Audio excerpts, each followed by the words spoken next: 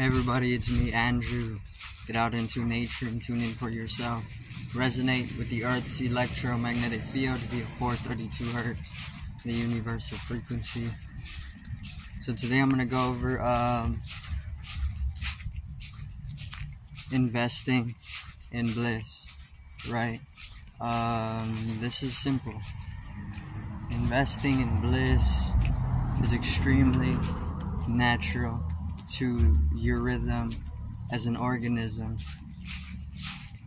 So we have states, misery, we have lower states of vibrational wavelength, we have suffering, we have all these different things, the different ways of just being within ourselves,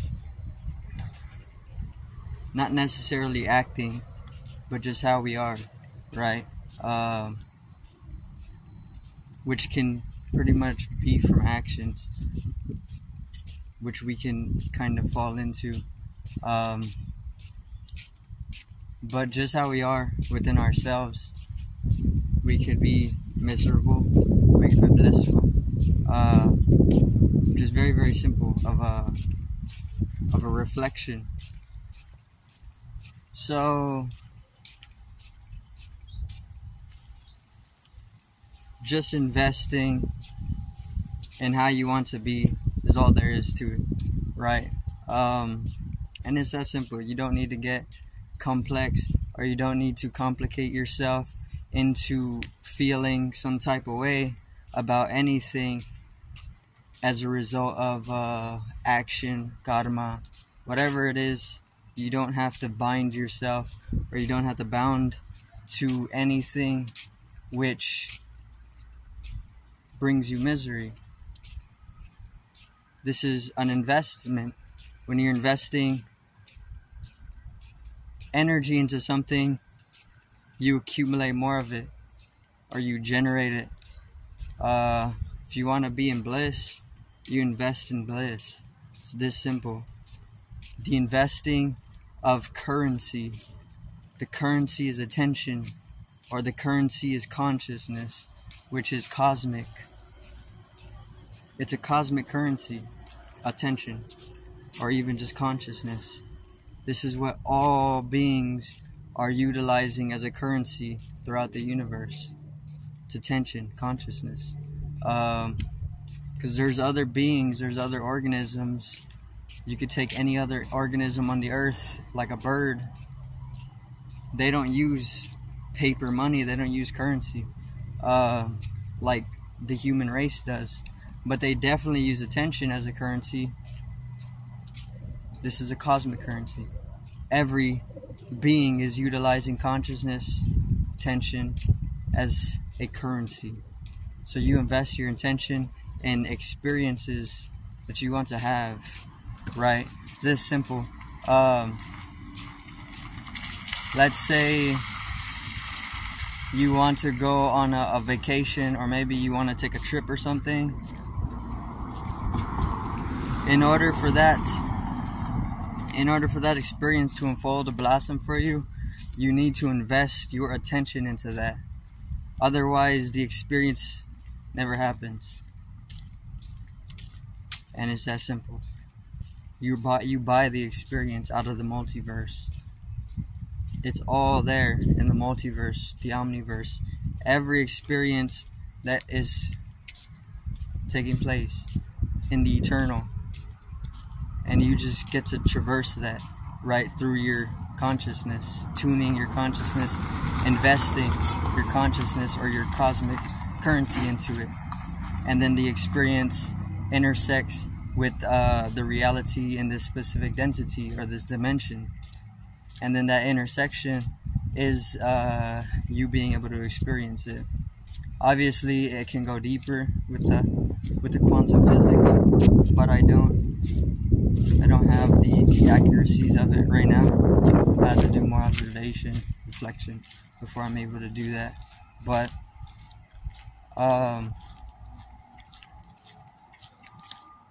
investing in bliss, right? So you can invest in how you feel or how you are within yourself.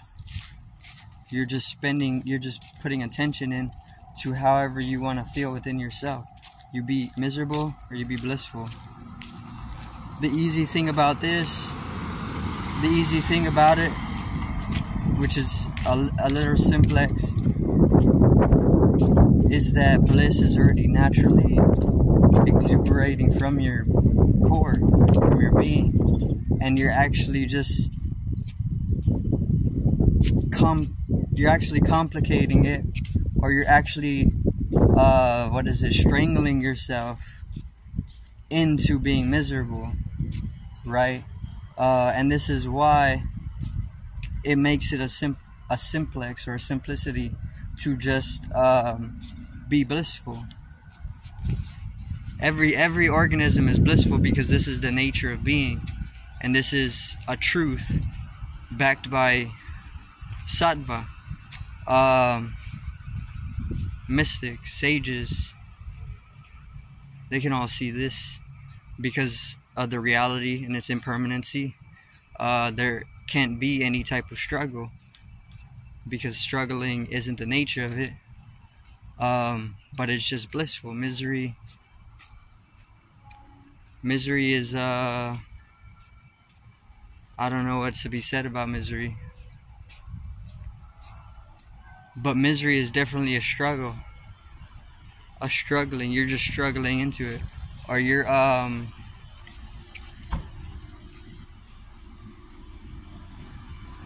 making an effort to be miserable. The moment you release up that effort, you come more into a way,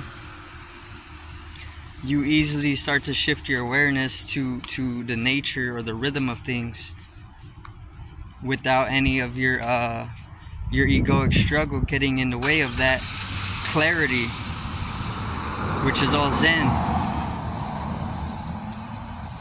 Gyan. But the moment that you start cutting through the conditionings or the conceptual reality that keeps you from clarity, absolute clarity, omnipresence, then you're able to see the nature of things as it is, and within that state of self-reflection, to that degree, is absolute bliss. And the struggling is just another conception, right? Because there actually is no struggle to anything. Everything's just ether or space. Space doesn't even have a reality, so there's no reality to struggle within itself.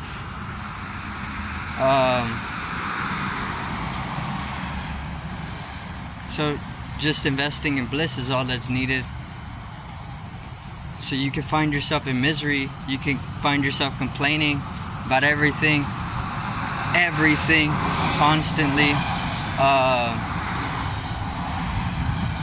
and then you can fall into that entanglement and that whole vibration. But the moment that you stop making an effort, or the moment that you just let go,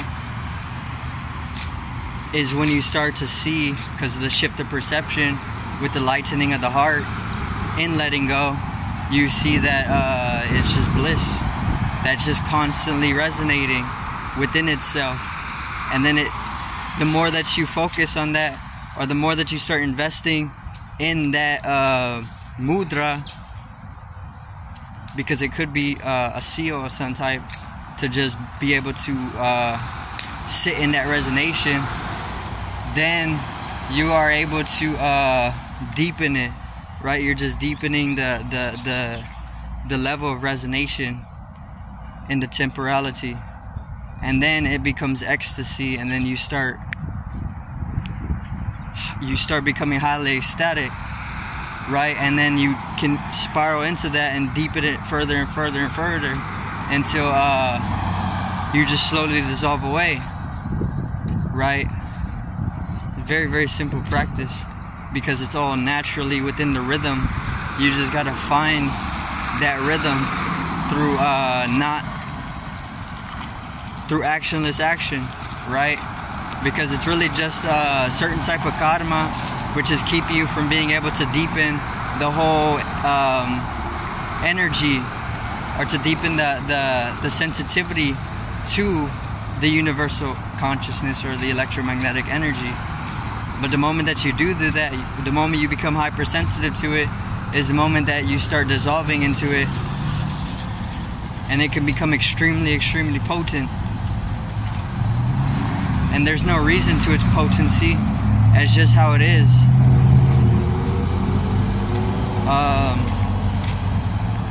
But once again, things aren't really designed. There's a lot of different karmic coding or structure to the karmic body that is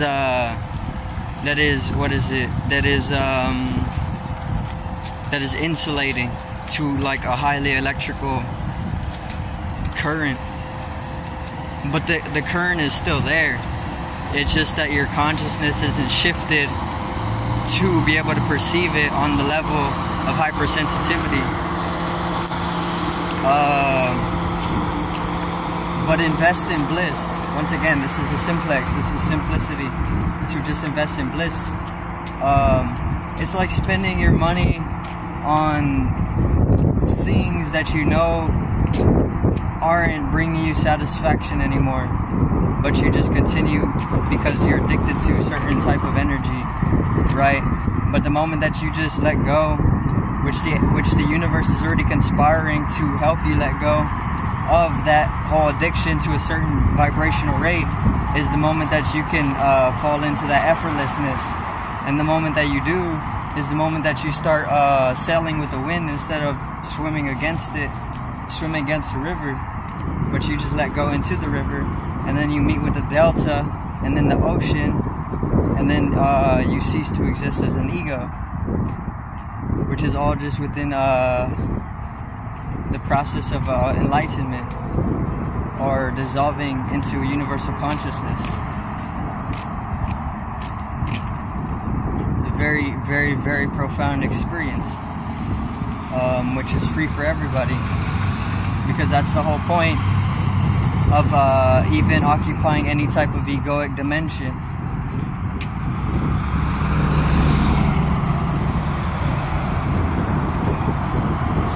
So Lao Tzu taught this to his students. Lao Tzu, he taught his students to invest in bliss, right? After they asked him about his status, they asked him how he stayed so high, or how he stayed so blissful, even though he was involved in all sorts of extremities, right? And he was highly revered in that sense, and involved in that whole type of life. But he was blissful because he knew the key to it was just to be actionless with your action, right? Or just invest in bliss. So he told them, wake up in the morning and just choose to be joyful. If you see yourself miserable, see what it is to be joyful rather than miserable first thing in the morning, and easily you're going to start choosing to be joyful, because that's just how, that's the nature of it. Unless you're really sick, then it's hard to shift into that joyfulness. But even then, you can float into that bliss, right? All the birds are singing in the morning because they're all naturally choosing to be exuberant, blissful, and all organisms like this, because that's the Kundalini energy. Kundalini energy doesn't know it, or it does. But it's as simple as investing in bliss. So if you wake up miserable in the morning, reflect. It takes a minute. Reflect, or you could take longer. This is one of the most important practices, though, because it's a free degree of reflection. Everybody can do this within 30 seconds to a minute, and it's highly impactful because of its self-reflection, the aspect of its self-reflection, right? So every time in the morning, just invest that little attention into joy or bliss. Or do it consciously though, because the consciousness is where the openness comes in. Once you add consciousness to that whole process, then you can't choose misery anymore. If you're you can't consciously choose misery. It doesn't work like that. That's not consciousness. Consciousness is synonymous with unconditionality and absolute bliss, because it's plasma. If it's misery, you're unconscious, and there's no proper way to do it either. It's just something that happens, right? Which is the whole let go aspect of it. But yeah, you practice this in the morning. Reflect upon yourself and just choose bliss. That's simple. If you think it doesn't work, then reflect upon yourself and choose misery. But do it consciously. Consciously choose misery. The moment that you do that consciously is the moment that bliss starts to take over the misery. Because you can't consciously be miserable. And really what it is, it's just the consciousness. Consciousness is bliss. Consciousness is ecstasy. Because of its density. So that minute of self-reflection every morning, which you can just train yourself to do, or just talk with yourself in reflection,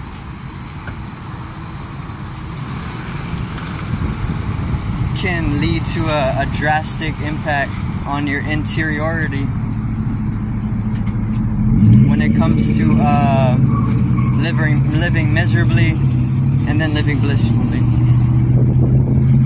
And the paradigm is consciousness, and it's that simple.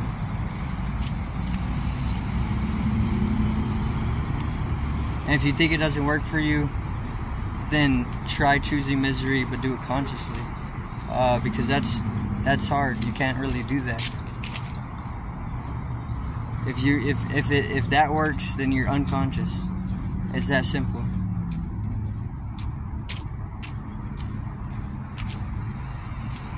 That's gonna be it for today's video. I do thank everybody for watching once again. Peace out. One love and have a great evening.